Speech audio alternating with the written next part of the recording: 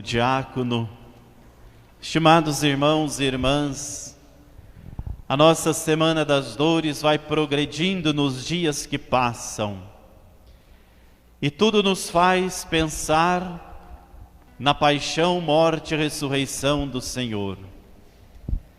Já dizia e já percebiam as pessoas simples e os antigos, quando adentrava o tempo da Quaresma, contemplando a natureza, as árvores que floriam de roxo, chamadas assim as quaresmeiras.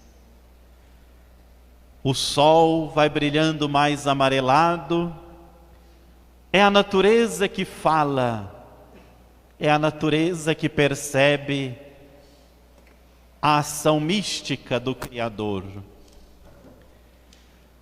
O evangelista registra inclusive que no dia da morte de Jesus na cruz, o sol escureceu, o dia virou noite. A cortina do santuário rasgou-se em duas partes. Tudo canta a tristeza e proclama a dor da morte do Senhor. E nós estamos vivendo nesses dias a espiritualidade mariana. E os pés de Maria vai nos levar até a cruz. Os pés de Maria vai nos levar até o céu. Por isso caminhe de mãos dadas com a tua mãe, a Senhora escolhida por Deus para gerar o Divino Redentor. Mas Maria também nos gerou no seu ventre, no coração, quando nos acolheu como filhos e filhas aos pés da cruz. As três primeiras dores de Nossa Senhora tem a bonita companhia de São José. Que esposo maravilhoso teve Maria. Que homem de comprovada virtude. É justo o que diz o Evangelho sobre São José, ao reconhecer que ele era um homem justo. Ele merece esse título, mas merece muitos outros. Fiel, companheiro, respeitador, casto. As três primeiras dores de Maria, ela não sofreu sozinha. Ela tinha o ombro de São José. Que bonito, mais um ensinamento para os casais, para as famílias. É fonte de graça e de bênção quando a esposa tem o ombro do marido e o marido o ombro da esposa. Que conversam as coisas relacionadas à educação dos filhos, mas que muitas coisas não devem e não são faladas na frente dos filhos. José e Maria tiveram também essa oportunidade. Conversar muito sobre Jesus. E quem conversa sobre Jesus cresce na vida. E cresce o amor de Deus em nós. Pensemos no caminho de Maria e de José quando foram até o templo. E o evangelista registrou que eles iam ao longo todos os anos, por ocasião da Páscoa. Jesus aprendeu muito bem o que era celebrar a Páscoa judaica. Aprendeu com seus pais. Aprendeu indo ao templo com os seus pais.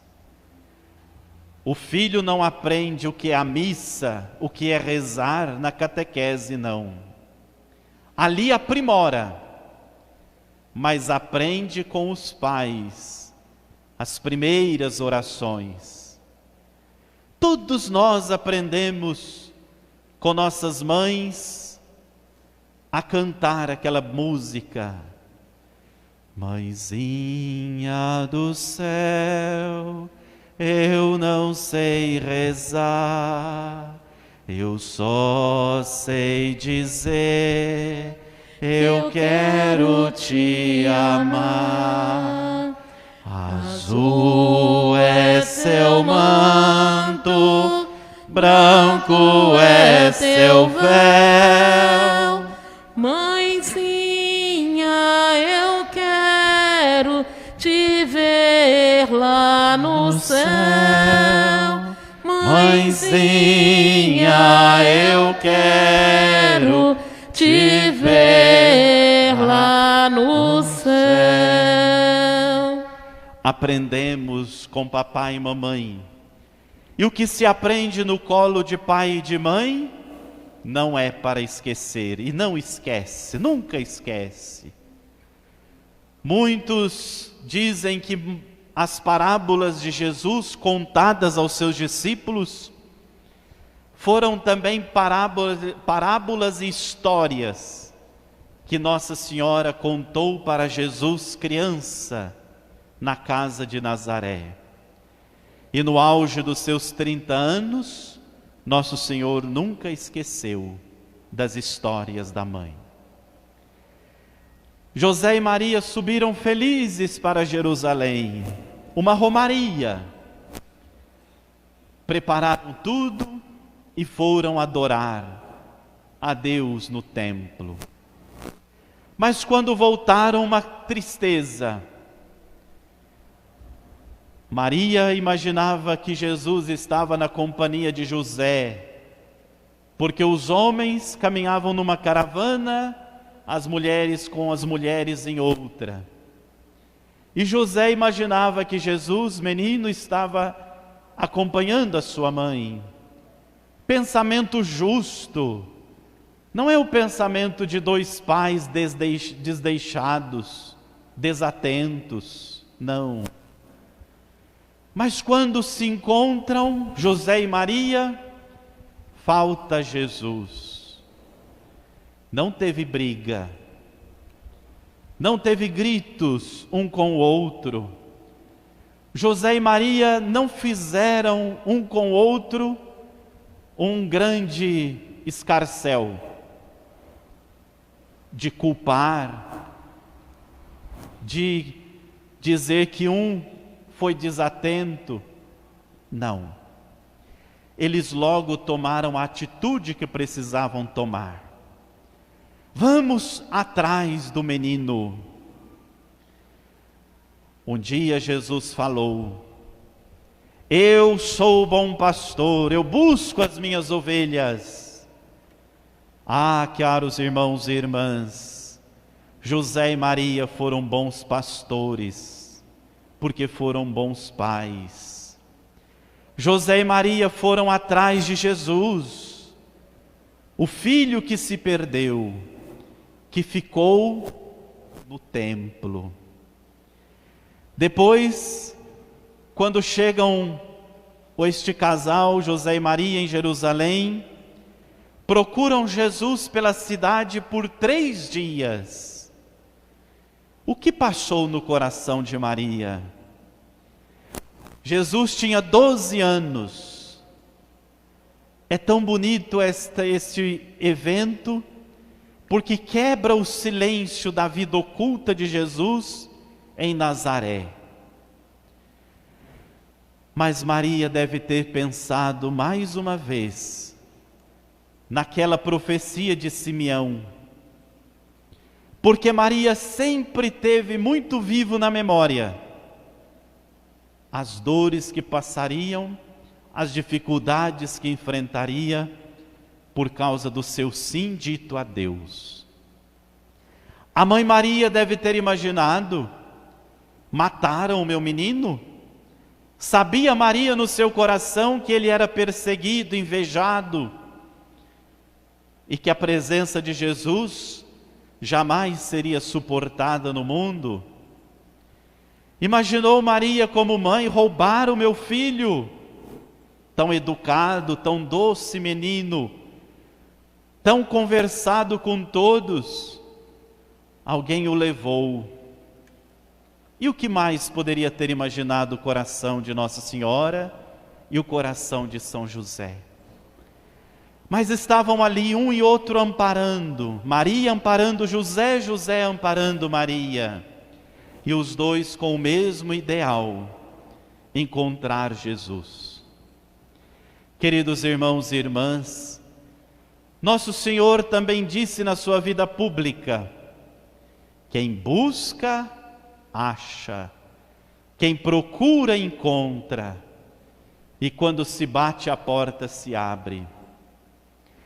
Não é difícil imaginar que José e Maria, quando chegaram no templo, se colocaram de joelhos e pediu ao Pai do céu e ao Espírito Santo que os iluminassem naquela busca, que mostrasse onde estava Jesus, e até que eles encontram Jesus.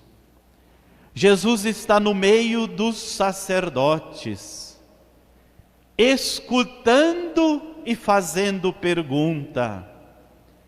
12 anos tinha Jesus, interessado nas coisas de Deus, dialogando para aprender mais. E Maria toma a iniciativa de dizer para Nosso Senhor: Filho, por que fizestes isto conosco? Teu pai e eu. Maria sempre deu o lugar de pai a José, lugar merecido, ainda que ela soubesse que era de pai adotivo. Mas Maria sempre respeitou a figura do esposo José e do escolhido por Deus. Não foi Maria que escolheu José para ser o pai adotivo de Jesus. Foi o próprio Deus que uniu a história de José e de Maria. E Maria sempre aceitou a escolha de Deus. É preciso aprender a aceitar os escolhidos de Deus. Não fostes vós que me escolhestes, mas eu que vos escolhi, diz o Evangelho de São João. José foi escolhido por Deus para ocupar este lugar na vida de Nossa Senhora e na vida do filho dele. Mas Jesus dá uma resposta para Nossa Senhora. Não é uma resposta macriada, é uma resposta real. E ele diz assim: olha, não sabias que eu deveria estar na casa do meu pai, me ocupando das coisas do pai? E o evangelista diz que a partir daí Nossa Senhora não falou mais nada. Ela guardava no coração os acontecimentos, porque Maria sabia do que esperava a vida de Jesus, o futuro de Jesus e o que esperava a própria vida dela. Mas Maria, como mãe, tem uma atitude bonita. Maria não precisa nem xingar Jesus e muito menos gritar com seu filho. Maria apenas olha para Jesus, e Jesus entende que até então o lugar dele é na casa de Nazaré, junto com seus pais. Esta dor de Maria ensina a educar filhos. Filho não fala mais alto que pai, e não precisa de gritos em casa para educar, quando o respeito vem desde sempre. Muitos de nós somos dos tempos que nossos pais até tinham um chicotinho pendurado na porta, mas não usava, bastava o olhar. Porque todos cresceram sabendo que pai e mãe é para ser respeitado, e é um mandamento da lei de Deus. O 4º mandamento: honrar pai e mãe. Pai e mãe sempre têm razão, Porque ainda que tenham todos os defeitos do mundo e todos os pecados do mundo, Deus pode usar essas pessoas para trabalhar o nosso coração. São instrumentos de Deus. Se fosse inúteis a figura de paterna e materna, por que Deus teria dado ao seu Filho Jesus, Deus eterno, que existia desde todos os tempos, um papai e uma mamãe? E não os mais instruídos e nem os mais sábios. Filho, ainda que sabe mais do que os pais, tem que respeitar os pais. Ainda que tenham tido a chance de estudar, de se aperfeiçoar nas universidades, um filho jamais desmerece a palavra de um pai.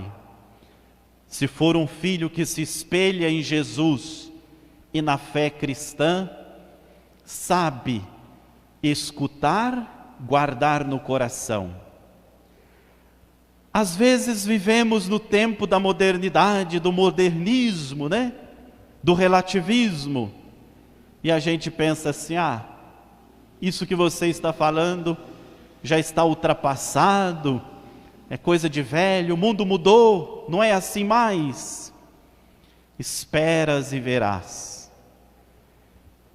Escute os pais e verás mais adiante que eles tinham sempre razão. Não sejamos orgulhosos de coração, mas humildes de coração. O conselho de pai e de mãe é palavra de Deus da nossa vida. Escute, peça o discernimento do Espírito Santo, obedeça. A obediência nos leva à santidade de vida. Queridos irmãos e irmãs, o Evangelho mais adiante diz para nós que Jesus desceu com eles de Jerusalém e voltou para casa, para a proteção do lar. Ainda que Jesus estivesse no templo, e não era ali o lugar seguro dele, para ele. Peçamos a Deus que chegue o tempo que todos os lares se tornem o lugar seguro para as nossas crianças, para os jovens, o lugar da segurança, do cuidado, do bom conselho, do bom exemplo, de cada um respeitar a figura paterna e materna, de não querer filho mandar em pai e nem precisar ter violência dentro de casa para educar, mas ter exemplo e amor. Na casa de Nazaré não precisou de violência e teve todos os desafios que a minha e a sua família têm. Na casa de Nazaré teve Deus. E meus irmãos e minhas irmãs, não se iluda. O que falta em muitas famílias não é dinheiro, não é status, não é coisa chique, não. O que falta em muitas famílias é sim Deus, é evangelho, é oração, é recitar o terço em família. A coisa mais bonita são famílias imitando a família de Nazaré. Não tem coisa mais bela do que num domingo, dia do Senhor, papai, mamãe e as crianças entrar dentro de uma igreja para participar da missa. Vamos sonhar que esse tempo há de voltar. Queridos irmãos e irmãs, esta dor de Maria não é tanto o sentido de Jesus ter ficado em Jerusalém, mas o medo que passou do que poderia ter acontecido com o nosso Senhor, com o seu menino Jesus. Porque Maria sabia muito bem, antes de todos nós, aquilo que Maria descobriu com uma palavra do anjo. Tem gente que ainda não descobriu com 2020 anos, do nascimento, da morte e ressurreição de Jesus, que Ele é Deus. Tem gente que ainda trata Jesus como uma figura qualquer. É tão triste. Perdeu o sentido do cristianismo. Maria sabia que o seu filho era Deus, mas um Deus escondido na carne humana, na fragilidade humana. E Maria sabia, não vão entender, como de fato não entenderam. E por ele ser Deus, o pregaram na cruz. É absurdo pensar, mas Jesus foi crucificado por ser Deus, só por isso. Não é porque ele tinha aparência humana e fazia tudo que o humano faz, menos o pecado, mas porque na sua humanidade estava escondido o poder de Deus, que curou os pobres, os doentes, que abraçou os pobres, os leprosos, que acudiu os desvalidos, que esteve do lado daqueles que eram mais desprezados, que lutou pela justiça e pela paz. Só Deus sonha para nós este caminho. E por ser Deus, Ele morreu na cruz. E Maria já sabia disso, desde a profecia de Simeão. O coração da mãe sempre pressente aquilo que pode acontecer com o filho. E o coração de tantas mães hoje pressente aquilo que pode acontecer com os filhos, quando estes enveredam pelos caminhos errados da vida. Ah, se não sabe uma mãe o que acontecerá com um filho que entra no mundo das drogas e do crime. A mãe padece antes. Sabe o coração de uma mãe quando um filho não reza mais? É por isso, queridos jovens, crianças, adolescentes, que papai e mamãe muitas vezes te recomenda tanto participar da missa, rezar, ir à catequese, buscar Deus, se confessar. Primeiro porque também já viveram o que você vive, e a vida nos ensina, nos amadurece, e sabe a importância que é ter Deus na nossa vida. Vamos pedir nessa noite que nós não percamos Jesus de vista. José e Maria não foram pessoas sem atenção para com Jesus, por isso esta perda aconteceu, não. Mas nós podemos perder Jesus por falta de cuidado com a nossa fé, com a nossa vida de oração, com a vida dos sacramentos.